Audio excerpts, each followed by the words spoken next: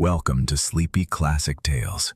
Tonight, you are listening to a calm, continuous retelling of The Last Day of a Condemned Man by Victor Hugo, first published in 1829.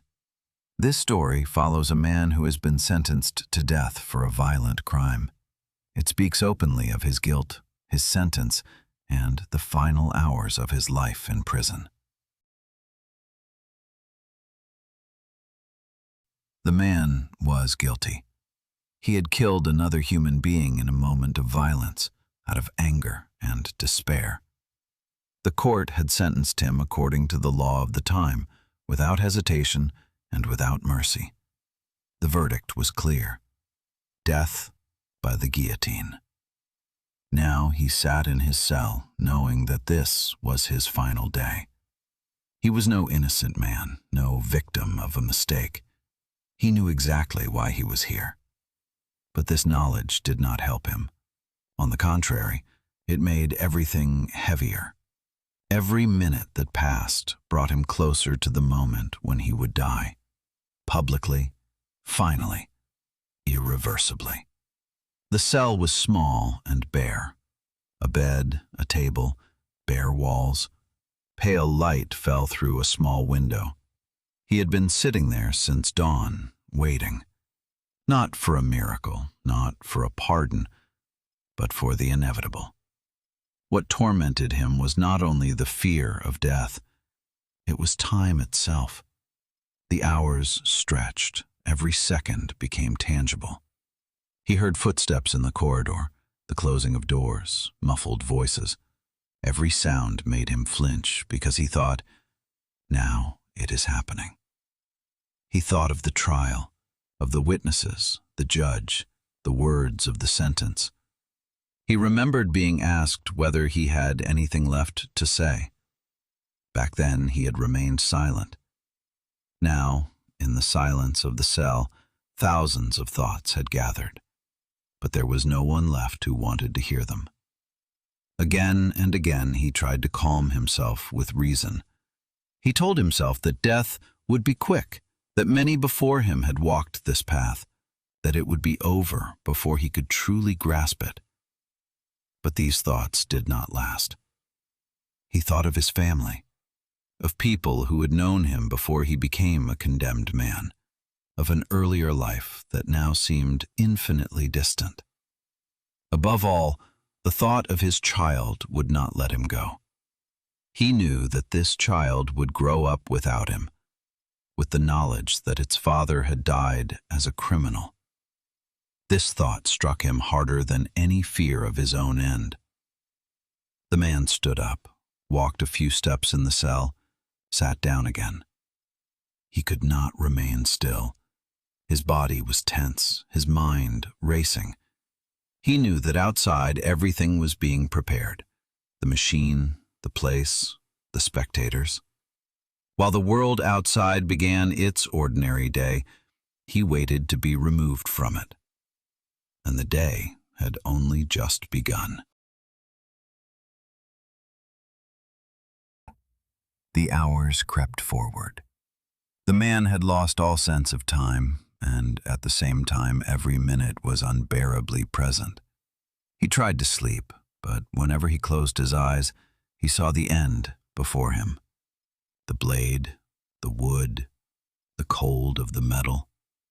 He tore his eyes open again, as if he could escape the thought. A guard opened the cell door. He brought food, set it down wordlessly, and left. The man stared at the plate, unable to eat. The thought that this might be his last meal tightened his throat. He forced himself to take a few bites, more out of habit than hunger. Shortly afterward, he was summoned again. He was led into another room and informed that his request for clemency had been denied. He had expected it. Still, the final confirmation struck him like a blow. With a single sentence, every remaining hope was erased. Back in the cell, his thinking began to change. Fear gave way at moments to a bitter clarity. He realized that death was no longer merely approaching, but unavoidable. This knowledge made him both calmer and more desperate. He no longer had decisions to make. Everything had already been decided. He thought again of his crime, of the moment in which he had lost control, of the person he had killed. He searched for justifications, for circumstances, for reasons, but nothing could undo the act. He knew he was guilty. And yet he felt the sentence was unbearably harsh, not because he was to die, but because he was being turned into an example. He imagined being led outside, the crowd, the stares, the murmuring, people who had come to watch. For them, it was an event, perhaps even a distraction. For him, it was the end of everything. A priest offered him a conversation. The man listened, nodded, spoke a few words, but inwardly, nothing reached him anymore. Consolation had lost all meaning. Death had become too concrete to be held at bay by words. When the door closed again, he was left alone. He sat down on the bed, his hands clenched together. His heart beat fast, his breathing was shallow. He knew that time was no longer measured in hours, but in moments. The man began to bargain inwardly with time. He tried to structure the course of the day as if this could give him influence. This hour first, then the next. Perhaps something would be delayed. Perhaps they would forget him once more. Let him wait a little longer. Every small postponement appeared to him like a gift, but reality could not be stopped. He heard preparations being made outside, voices in the corridor, hurried steps, the metallic sound of keys. The prison walls seemed to close in, as if they were slowly pressing him together. He stood up, paced back and forth, unable to sit still. In his thoughts, he returned again and again to his child. He imagined it growing up, without him, with a name forever linked to his crime. This thought cut deeper than the fear of his own death. He knew that his guilt would not end with him. He wished he were allowed to write a letter, a few words, an explanation, perhaps an apology. But even for that, it was too late. Everything he might have said remained unspoken, trapped between the bare walls of his cell. The door opened again. A guard told him calmly that it would soon be time. No threat, no pity, just a factual statement.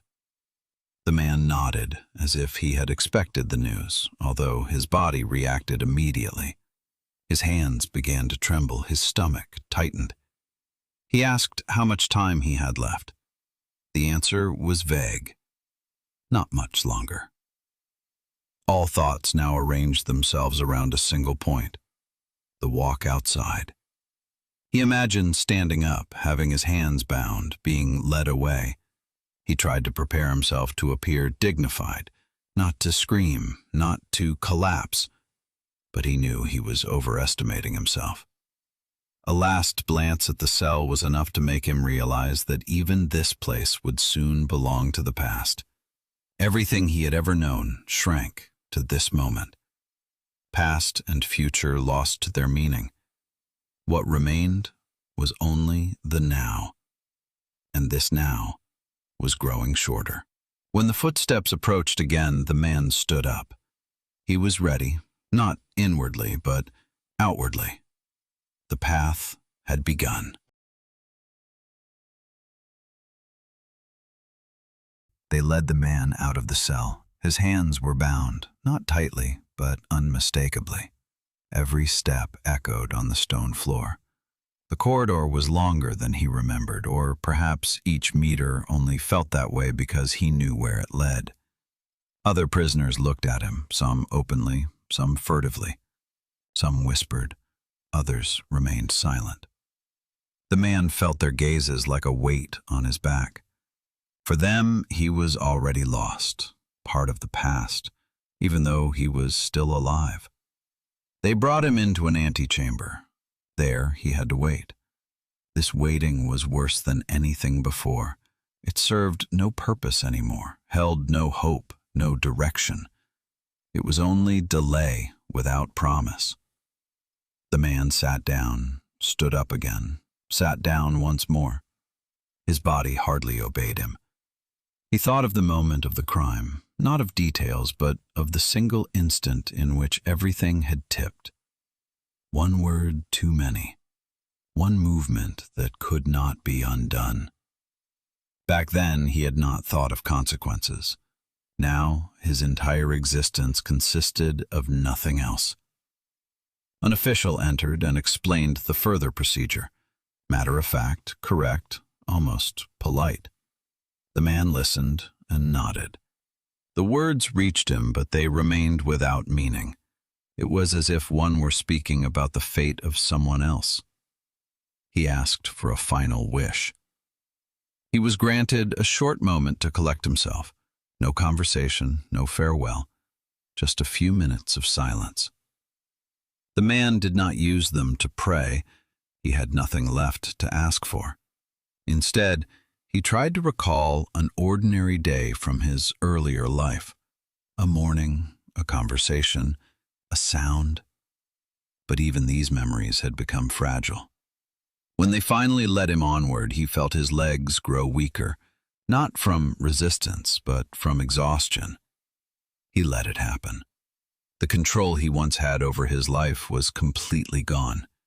He now knew he would not leave this place again. All that still separated him from his end was the final path outside. And that path lay directly before him.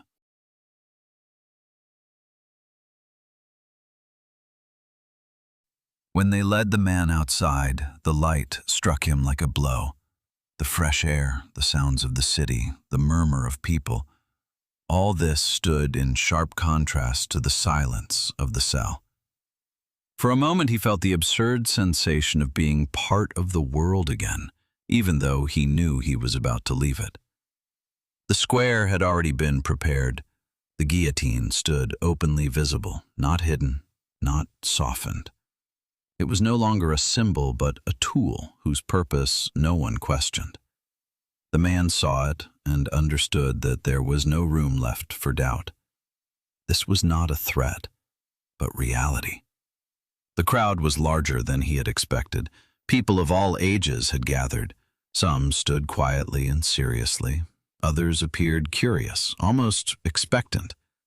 Children were lifted up so they could see better. The man realized that his death was a spectacle for many, something to be seen and later told. This thought struck him deeply. He wondered what these people thought of him, whether they saw him as a monster, as a warning, or simply as part of a public ritual. No one really knew him. No one knew his thoughts, his fears, his memories. To the crowd, he was only the condemned man. They brought him closer to the place of execution. Each step grew heavier. His body wanted to stop, but he was led on. He felt his heartbeat in his throat, heard the blood rushing in his ears. Everything seemed to become both faster and slower at the same time. An official asked him one last time whether he had anything to say. The man opened his mouth, but no words came. Everything he might have said suddenly seemed meaningless. No sentence could undo what had happened. No word could extend his life. He shook his head. The proximity of the guillotine made him understand that this was the last conscious moment of his life. He no longer thought of guilt or justice. He thought only of the fact that he was alive, and that this life was about to end. The world held its breath for an instant.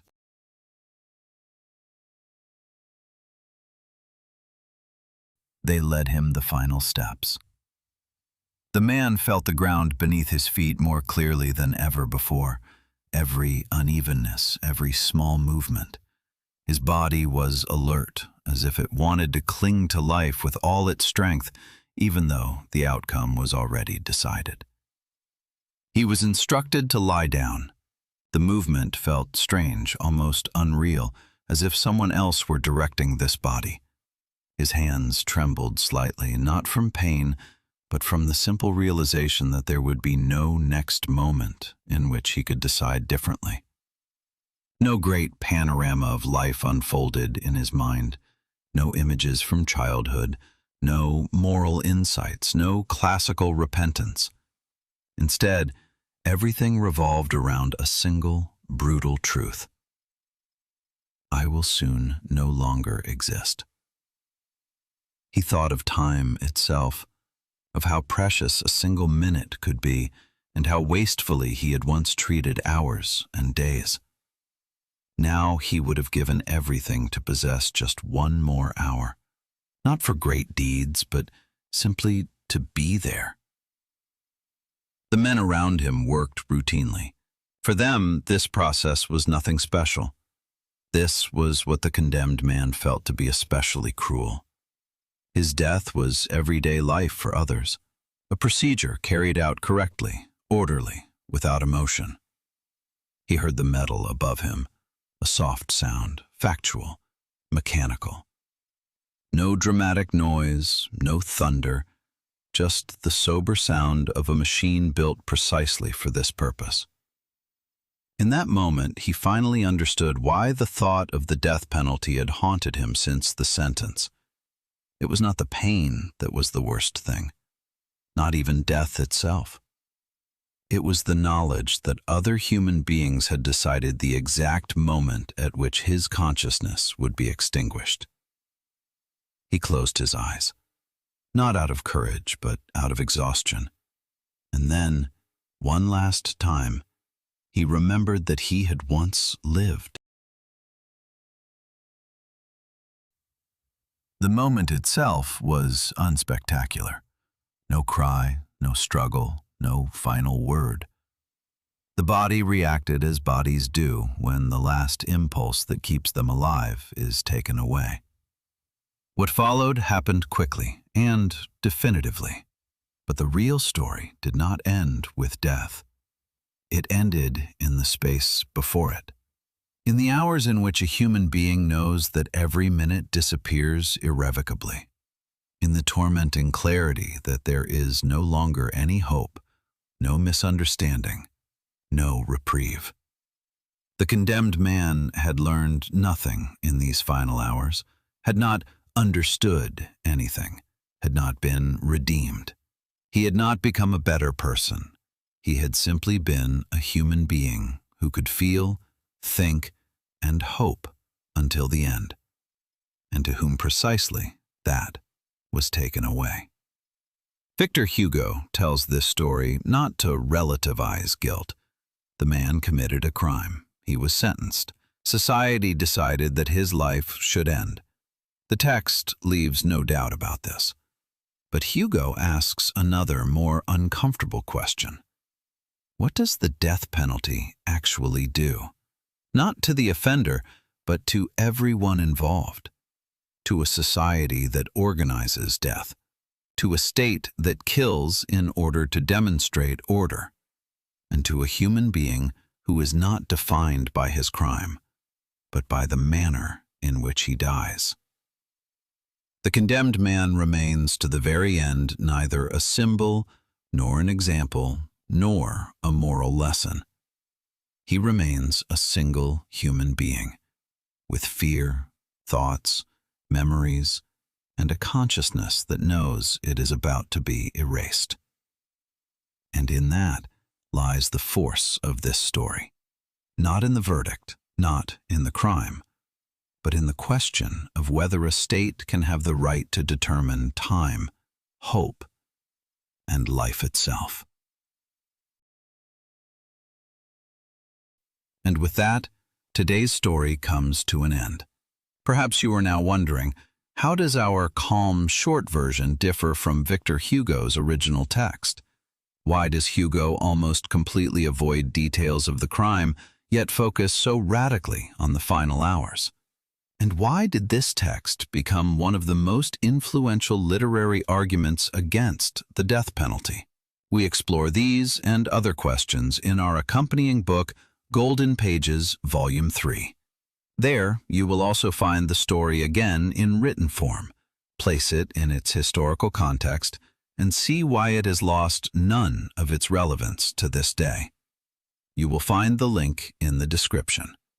And if you like, we will listen to each other again tomorrow on Sleepy Classic Tales. Good night.